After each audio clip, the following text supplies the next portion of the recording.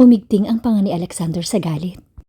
Sa oras na mapa sa kamay ko si Ned Dalton, babaliin ko ang mga buto niya. Nanginig si Isabel sa takot habang tumutulo ang luha sa mga mata niya. Papatayin niya ang kapatid ko, ang nag-iisang pamilya ko. Pinagmasdan ni Isabel ang pagbagsak ng ulan sa labas ng bintana at nang sandaling iyon may nakakuha sa atensyon niya.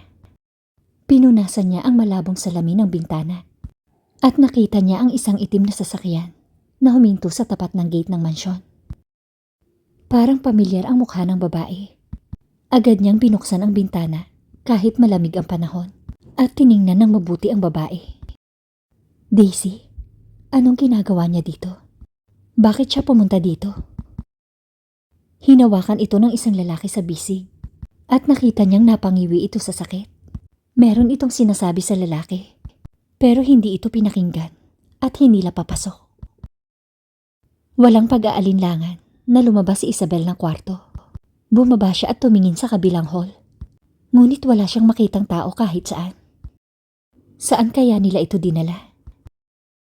Nanlamig si Isabel nang marinig ang sigaw ni Daisy. Diyos ko, anong nangyayari? Umikot siya at sinundan ang tunog ng iyak. Dumaan siya sa sala at pumunta sa likod ng hagdan. Habang naglalakad siya, nakita niya ang isang maliit na kwarto at nakumpirma niya ang lahat ng pagdududa nang makarinig siya ng panibagong sigaw. Naglakad siya malapit sa kwarto. Lalong lumalakas ang kabog ng puso niya. Lumunok siya ng mariin at sumilip sa bintana. Pakiusap, pakawalan niyo na ako. Nakaluhod si Daisy at nagmamakaawa kay Alexander. Namumungay ang mata nito na parang nanonood ng sirkos. Please, wag mo akong patayin. Okay, hindi kita papatayin. Mahinahong sabi ni Alexander at lumapit kay Daisy na nanginginig sa takot. Kung sasabihin mo sa akin kung saan mo sila pinadala. Namutla ang mukha ni Daisy na natili itong tahimik ng ilang sandali. Hindi alam ni Isabel kung bakit ito pinahihirapan ni Alexander. Ang alam lang niya ay inosente si Daisy at hindi sapat na pinatay ni Alexander ang asawa nito. Ang mga mata ni Alexander ay nanlilisik sa galit. Sasabihin mo ba sa akin? Wala akong alam sa kanila. Nagawang magsalita ni Daisy. Kung ganon, humanda ka na sa kamatayan. Galit na sabi ni Alexander at hinugot ang baril mula sa kanyang holster at idiniin sa ulo ni Daisy. Nang oras na yun, ay hindi na nagdalawang isip si Isabel na pumasok sa kwarto. Huwag mo siyang patayin. Anong ginagawa mo dito? Pinandilatan siya ni Alexander. Isabel, tawag ni Daisy mula sa likod ni Isabel. Tumalikod siya at agad na niyakap si Daisy. Umiyak si Daisy sa kanyang balikat at bumulong. Pakiusap, iligtas mo ko. Ayokong mamatay. Papatayin niya ako, Isabel. Huwag mo kong iwan. Gusto kong alagaan ang mga bata. Saan sila pupunta kung mamamatay ako? Gustong kunin ni Alexander ang orphanage na yun. Saan na lang mapupunta ang mga ulilang batang yun? Bago pa makumpleto ni Daisy ang kanyang sasabihin, ay hinila ni Alexander si Isabel palayo. Nagbabala na ako. Umalis ka dito. Hindi. Protesta ni Isabel. Hindi mo siya papatayin. Then kill her in my place. Kung ayaw mong patayin ko siya. Bakit gusto mo siyang patayin? At bakit gusto mong kunin ang orphanage? Hindi sumagot si Alexander at ibinalik ang tingin kay Daisy. Inosente siya at walang kasalanan ang mga bata. Umikot si Alexander na may nakakatakot na mga mata at humakbang ito palapit kay Isabel. Gusto mo bang iligtas ang buhay ng mga batang yun? Gusto mo bang huwag kong sirain ang ampunan na yun? Kung tutuparin ko ba ang mga pangarap na hinihingi mo? Bubuksan mo ba ang iyong mga hita para sa akin? Nanigas si Isabel sa kanyang narinig. Tell me, Isabel, handa ka bang tumabi sa akin sa kama? Mariing tanong ni Alexander. Napakagatlabi si Isabel Hinding-hindi siya papayag na makatabi ito sa kama. Lumapit si Alexander sa mukha niya. Sagutin mo ako, Isabel. Bulong nito sa tenga niya. At kasunod noon ay may narinig siyang putok ng baril sa kwarto. At tumagos sa kanyang tenga ang malakas na sigaw ng isang babae. Nanlilisik ang mga mata ni Daisy habang umuungol sa sakit. At isa pang putok ng baril ang pinakawalan. At nadurog ang puso ni Isabel. Nangangatog ang katawan niya nang mapaatras siya. Paanong ang isang inosenteng babae ay mababaril ng 2 beses? Nang sumunod na sandali ay bumagsak ito sa sahig at ang dugo ay lumatay sa katawan nito. Ito ay tila isang kakilakilabot na bangungot. Napatingin siya kay Alexander na bumaril kay Daisy. Diyos ko, napatay niya si Daisy. Tumulo ang luha sa mga mata ni Isabel. Patay na si Daisy. Pinatay siya ni Alexander. Binigyan niya ng masamang tingin si Alexander. Ngunit walang anumang emosyon ang mukha nito. Wala ba itong nararamdaman? Hindi ba ito nakakaramdam ng kahit na konting guilt? Kung ganon, isa siyang halimaw. Marahas niyang hinawakan ang kuwelyo ni Alexander. Paano mo siya nagawang patayin ng ganito? Pinatay mo ang kanyang asawa. At ngayon ay pinatay mo siya. May puso ka pa ba? Balang araw, mapaparusahan ka sa ginawa mo, Mr. Spraggins. Hinawakan ni Alexander ang kamay niya at pilit na inalis. Napaatras siya at napaupo sa sahig. Napunta ang mga mata niya sa patay na katawan ni Daisy.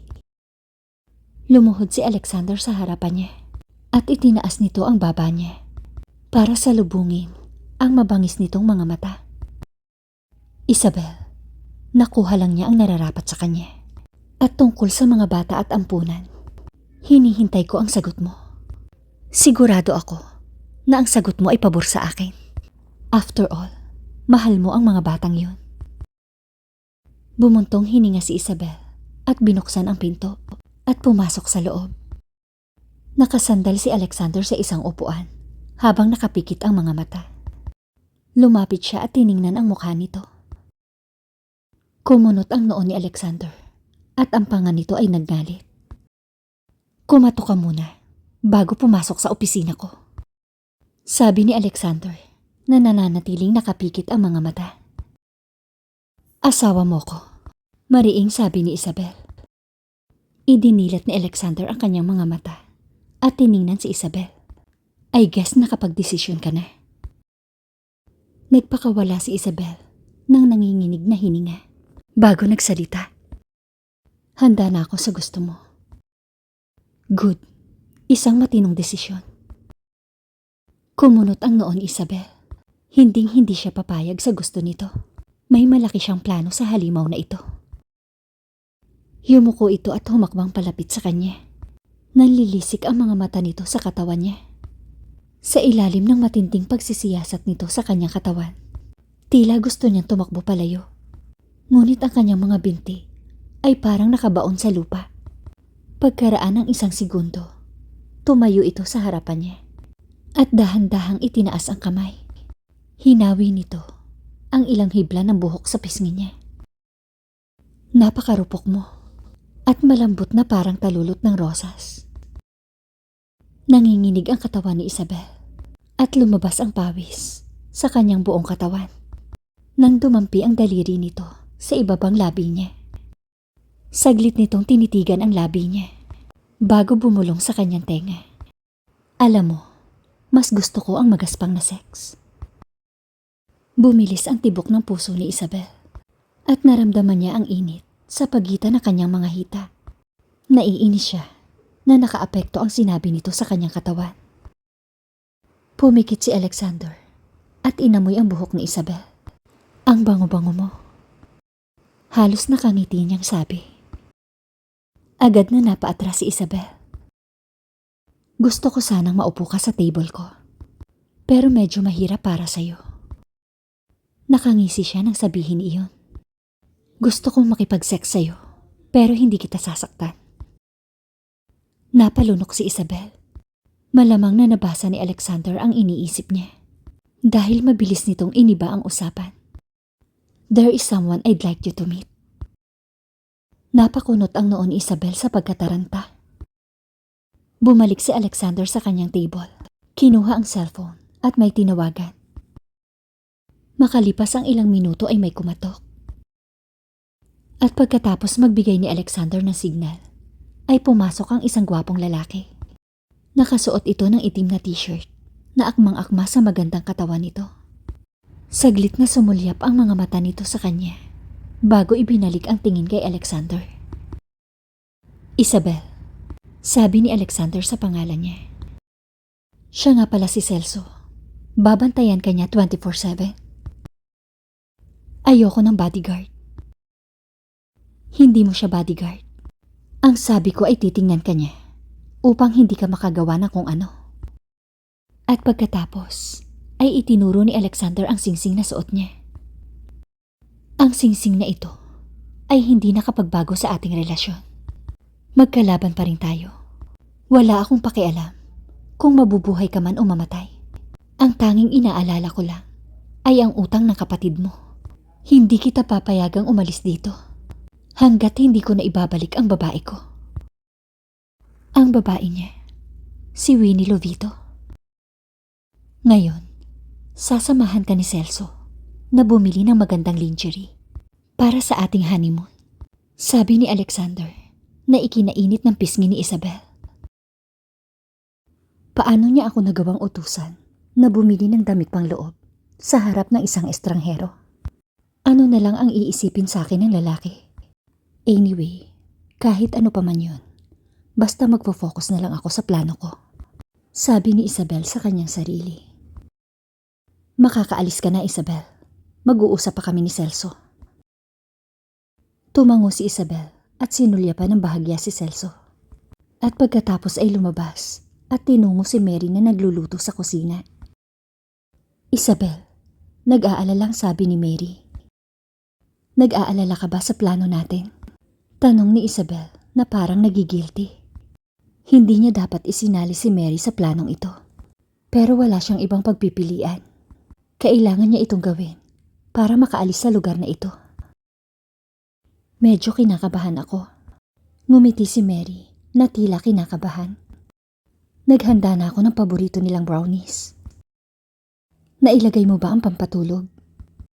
Tanong ni Isabel at sumang-ayon naman si Mary. Maraming nasabi si Mary tungkol sa mga tauhan ni Alexander. Pati na rin ang schedule ng pagpapatrolya ng mga ito. At isang bagay ang nakita ni Isabel na gustong-gusto ng mga tauhan ni Alexander. Ang brownies ni Mary. Dahil 5 taon na itong nagtatrabaho doon bilang isang kusinero. Sinabihan niya ito na ihanda ang paboritong brownies at lagyan ng pampatulog para magkaroon siya ng oras na makaalis sa lugar na yon. Nasa labas ng bayan ang mansyon ni Alexander.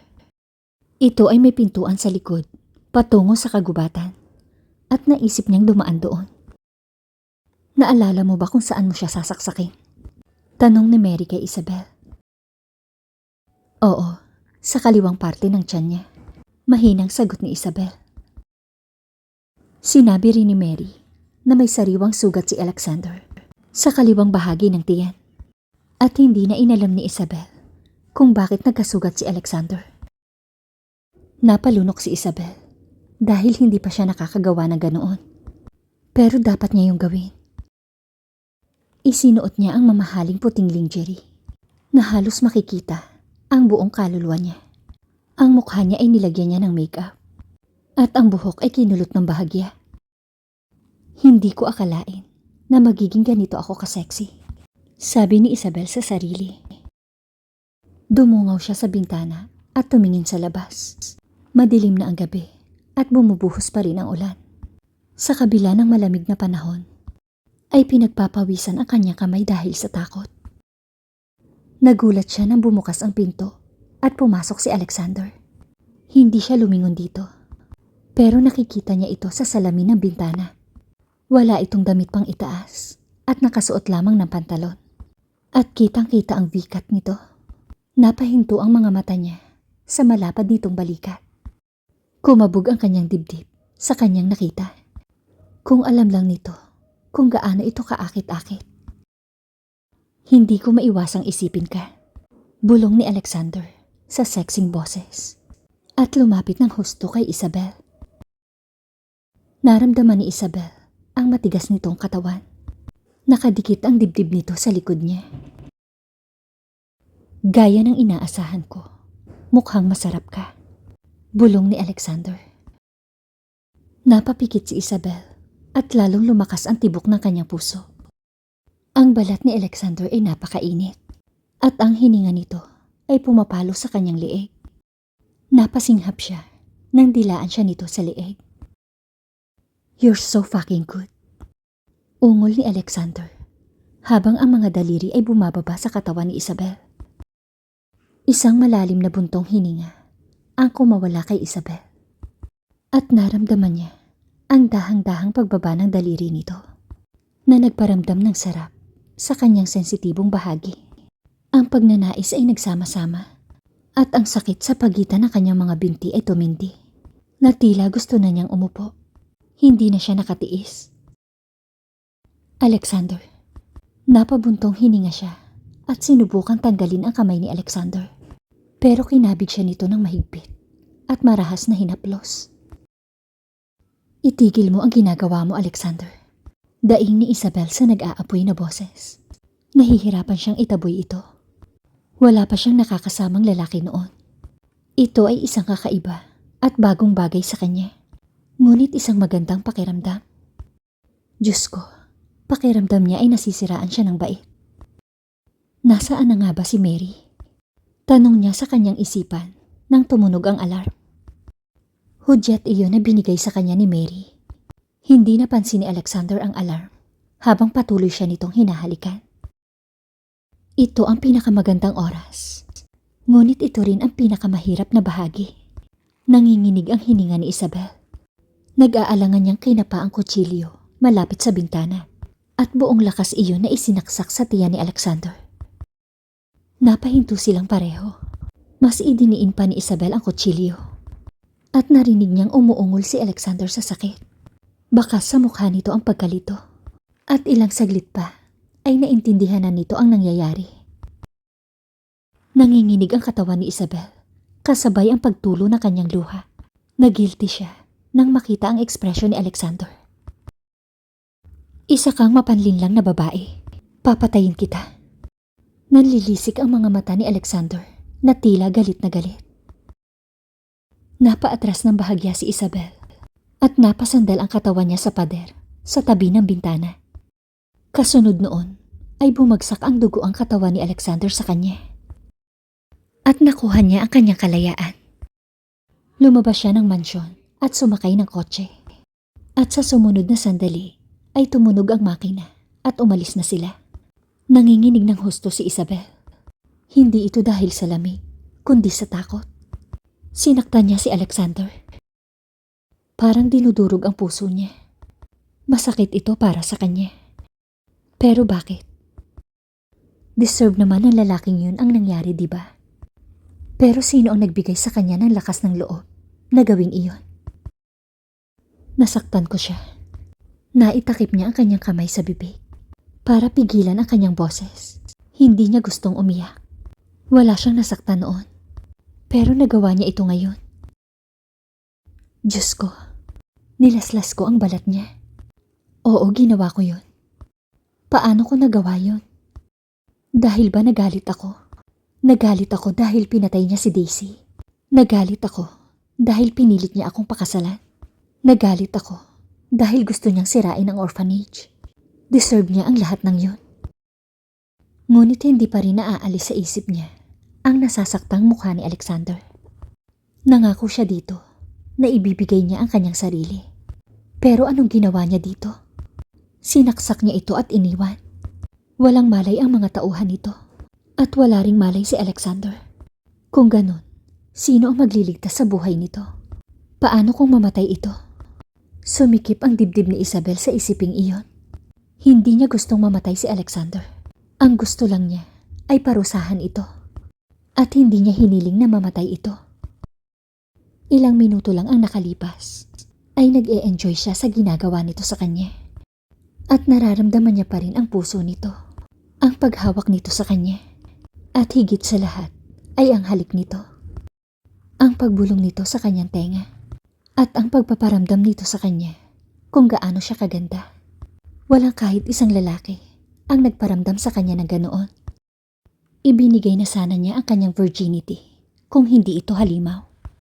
Napakalupit ng pagpatay nito kina Mr. Coronado at Daisy. Ano ang kanilang mga pagkakamali? Bakit pinatay ni Alexander ang mag-asawa? At bakit gusto nitong sirain ang orphanage? Kailangan kong bisitahin ang orphanage.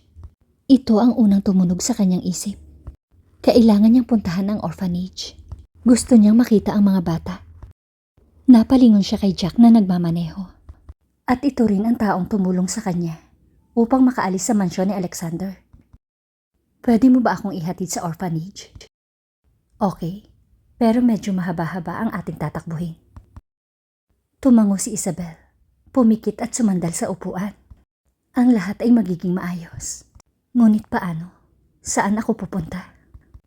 Tatanggapin pa kaya ako ni Annalie? Ayaw ko na sanang bumalik doon. Ngunit wala akong ibang pagpipilian. Sa unang araw, alam kong pahihirapan niya ako. Ngunit sa huli, magiging okay din ang lahat. Makalipas ang kalahating oras, inihinto ni Jack ang sasakyan sa harap ng orphanage.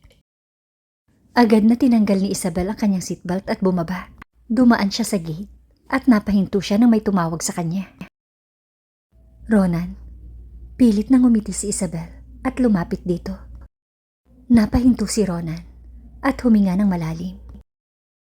Okay lang ba ang lahat? Tanong ni Isabel habang nakatingin sa building. Nasa loob ba ang mga bata? Umiling si Ronan. Wala na ang mga bata. Alam mo bang pumanaw na sina Mr. Coronado at Daisy? Napalunok si Isabel ng mariin.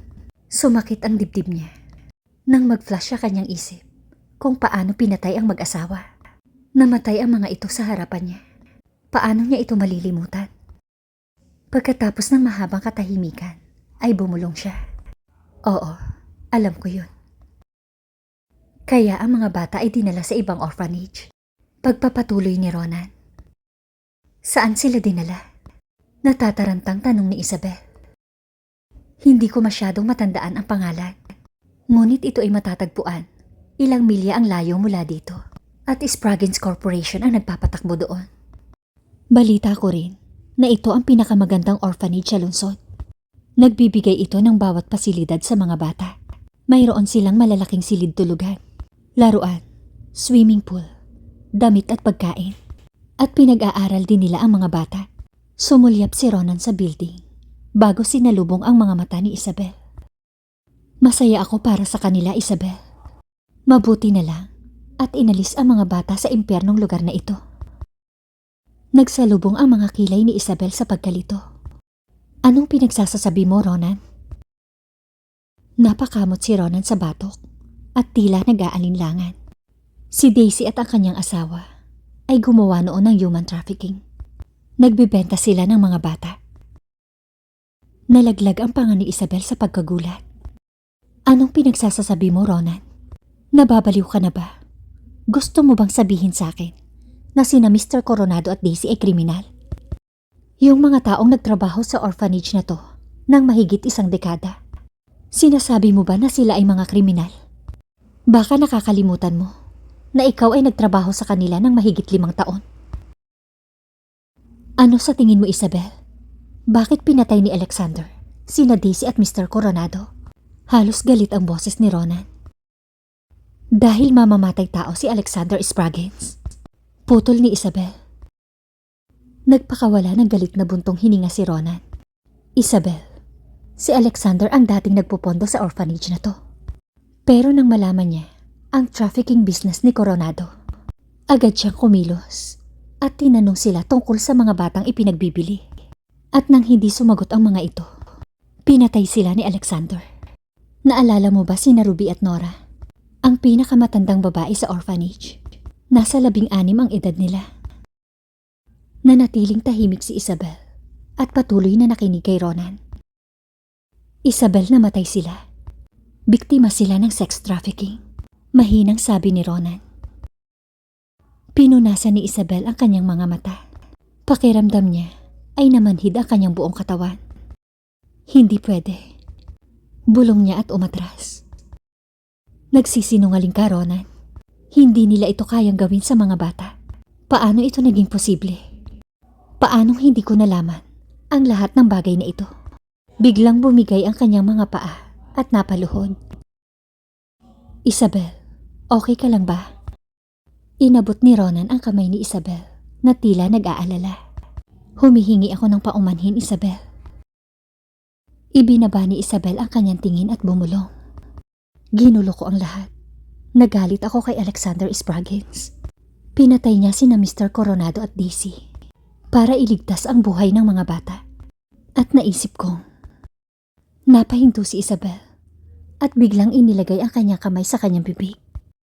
Diyos ko, pinag-isipan ko siya ng masama. Thank you guys for listening and watching.